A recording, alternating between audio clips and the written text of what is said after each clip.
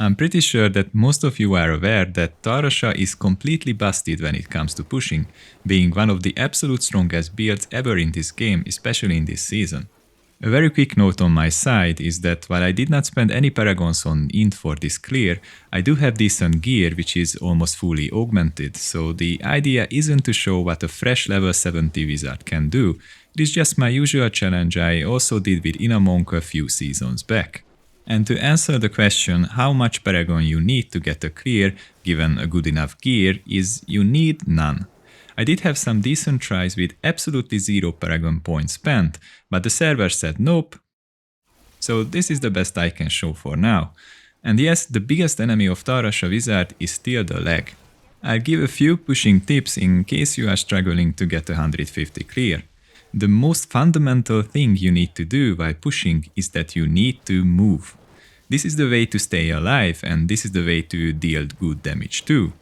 The build has huge area of effect and is also an area damage build, so the top priority is to always keep up a decent mob density throughout the whole rift. And for that you need to slowly kite everything with yourself, constantly adding new monsters into the pool to always deal the maximum damage this build is capable of. What you want to avoid in almost all scenarios is to deal with enemies right where you find them. Especially elites, they will eventually die if you manage to drag them for long enough.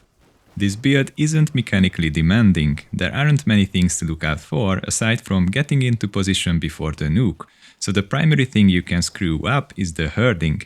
Always move between two meteor casts, try to aggro new mobs from the side of the screen when it isn't your cold cycle, and frequently use teleport to circle around the pool. This last one is very important for a number of reasons. If you only move in one direction, you will eventually be hit by something, especially when you kite multiple elites, they will gladly litter the ground with a million FX effects, so you need to frequently reset your position to stay alive and preserve your skirt's buff. Moving behind the pool momentarily is also important to re-aggro leftover enemies and gather health globes, as they will help you stay alive due to the shield they provide in this season. I think this is enough for now, as this is the most important take-home message when it comes to Tal Rasha pushing.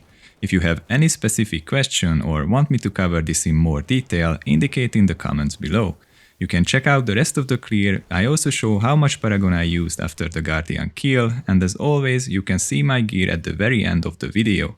I hope you enjoy watching, if so then consider giving it a like and subscribing to the channel. See you next time.